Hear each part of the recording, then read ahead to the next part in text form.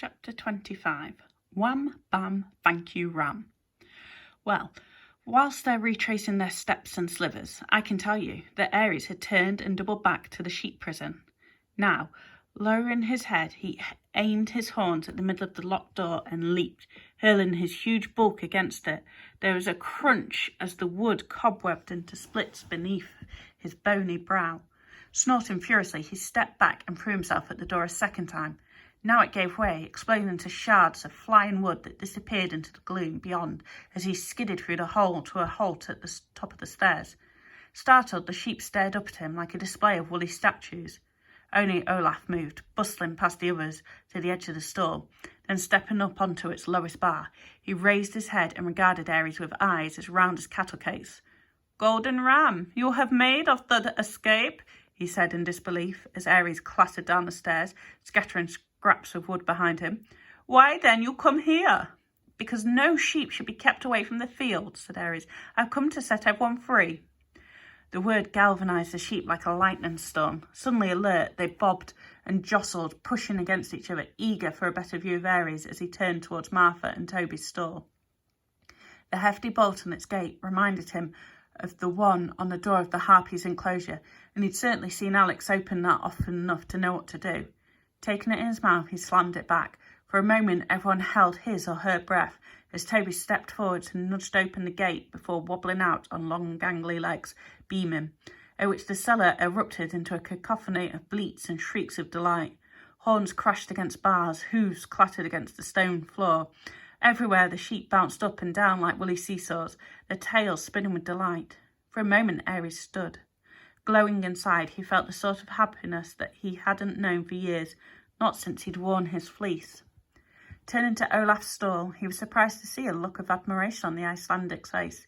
He paused, watching, as from the opposite side of the bars, Olaf lowered his horn slowly, which in sheep speak means an apology. "Misjudged you, I did, Golden Ram," he said over the din, "and sorry I am." Aries lowered his head in response, which is sheep for "thank you," and you did have a point, and "let's put it all behind us," and lots of other things like that. However, as I've told you before, this story doesn't have time for sloppy bits and standing around going, "Oh, bless," and neither do we. A moment later, Aries had released Olaf, and the two of them, together with Martha, started freeing everyone else. Sheep surged out of stalls and milled together in a flossy tide, nuzzling relatives and friends, brushing horns and flanks amiably. Of course, needless to say, in all this sheepy excitement, no one noticed Alex and Hex step through the broken door into the cellar. Alex stopped and stared down, surprised, and small wonder. After all, he knew that the Aries of only a few days ago wouldn't even have stopped long enough to smile to an ordinary sheep, never mind risk his own safe escape for them. He smiled in surprise. Hex didn't. Not that snakes tend to smile very much anyway, but as he quickly unwrapped himself from Alex's neck and lunged out onto the banister, his brow was furrowed with worry as he scanned the merriment below. And much as I hate to be a spoilsport, he did have a point. After all, they were still in the sorceress's house, weren't they? "Will you lot be quiet?" he hissed, wheezing towards them like a long, thin and rather rubbery bobsleigh, except that since no one could hear him, no one did what he asked. Instead, spotting the upturned tin bath of the night before, Aries stamped on it with all four hoofs, flattening it into a tray. He booted it over the floor so that it rattled wildly. Delighted, the others copied, snapping paddles in two and butting the dark machines hanging on the walls before sweeping the counters clear with their horns, sending electrodes and pots of oily grey liquids spinning to the floor. "I said stop," yelled Hex, looping his tail around the banister and swinging his body out over their heads. Finally, a few of the sheep saw him and froze, shocked to see the sorceress's familiar back amongst them. Backing away, they bumped into the others, and a nervous hush fell over the herd. Seeing the sheep's faces, not to mention hearing the splash of nervous wee on the floor, Alex hurried down and raised his hand to calm the sheep. "Hex is with us now," he explained quickly, lifting the snake from the banister and wrapping him round his neck again. "And he's right, this place gives me the creeps. Come on." Now, it's never easy to hurry harried sheep up a staircase, but with a mixture of coaxing, flank patting and hoiking the most reluctant by their horns, Alex ushered the flock out of the cellar and drove them clattering back down the underground passage towards the main house. Aries ran with Alex at the back. "Where shall we take them?"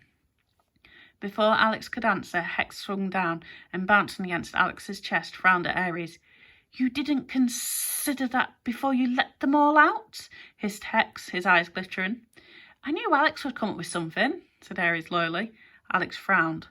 "Hex, is there safe grazing near here?" he said. "In central London?" Hex's mouth bunched up in disbelief. "There's a park at the end of the road. We'll herd them there." "Will they be safe?" Hex nodded. "Don't worry, the park keeper will call the police the minute a hoof touches his grass." And he was absolutely right, because this particular park keeper prided himself on his prize-winning Californian roses, blooms that had already suffered one attack of vandalism that week, leaving 3 holes littered with razor-edged feathers and goat fur, where his bells of Los Angeles used to grow. Excited bleating bounced off the walls as the sheep surged ahead, their hoofs rattling over the flagstones to freedom, which was rather unfortunate since such a sheepy rumpus of delight made it quite impossible to hear anything else, like, for example, the unpleasant clackety-slapping sound now echoing from the other direction.